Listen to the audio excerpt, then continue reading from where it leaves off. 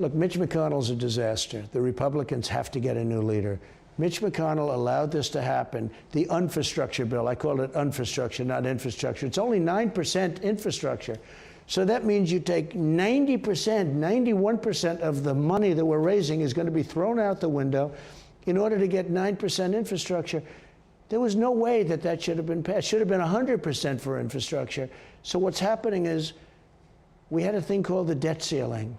And he could have used that to win everything, and he chose not to. And we have a bigger problem because they have a so-called voting rights bill, which is a voting rights for Democrats, because Republicans will never be elected again if that happens, if that passes. Let me ask you about all of these people that you've been supporting recently. We're entering the election year, the primaries in March. You've already endorsed several candidates for re-election. What are you looking for? Let's go through some of these contests that are toss-ups. Senator Mark Kelly in Arizona, Senator Raphael Warnock, Georgia, Catherine Cortez Masto, Nevada, Maggie Hassan, New Hampshire. What are your thoughts? They're a disaster. They're for open borders. They're for defunding the police. They're for crime. In other words, they're for crime. They're for taking away your Second Amendment. So they want to take away your police and then take away your right to protect yourself. When you think of it, right? These people are a disaster, and they should all lose. And we have some great candidates. And sometimes I'm going a little outside of the box with some, because we have candidates that are not strong. They're rhinos, and they're not strong. They're Mitch McConnell-type guys, and he's a disaster. So we need tougher people. We need people that are going to be able to win for our country. Not win for me, by the way, win for our country. And we have some great candidates. The other day, Hillary Clinton said that if you win again, it is the end of democracy. Will this be a rematch? Oh, I have no idea. I hope so. I mean, I'd like that. But look, the woman's crooked as can be.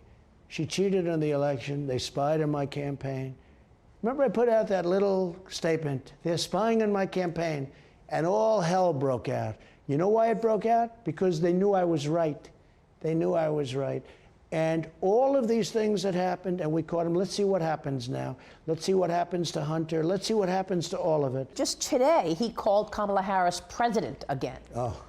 Do you think someone else is directing him? Well, I never called Mike Pence president. I'll tell you, I can't imagine what's going on. It's hard to believe.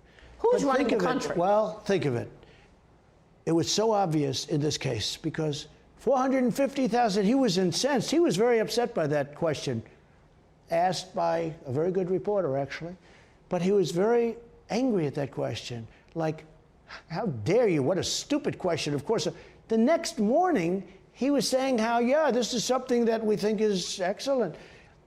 That really means, in the truest sense, that he is not running the country. Because there's no way you go from indignation to, oh, that's wonderful. And I hope you had a good interview. What do you think the strategy is around the border? 2 million people apprehended this year, 600,000 others getting away. The amount of illicit narcotics coming in is incredible. Fentanyl, we had 100,000 overdoses just in the last year, largely due to fentanyl. Hundreds of thousands, 100,000, but hundreds of thousands of people are dying. You know, if this were a war, and if we lost 200,000-300,000, because I think that's the real number with drugs, and much of it's coming through the southern border, there's never been a war that anybody lost numbers like this. We're losing hundreds of thousands of people a year to drugs.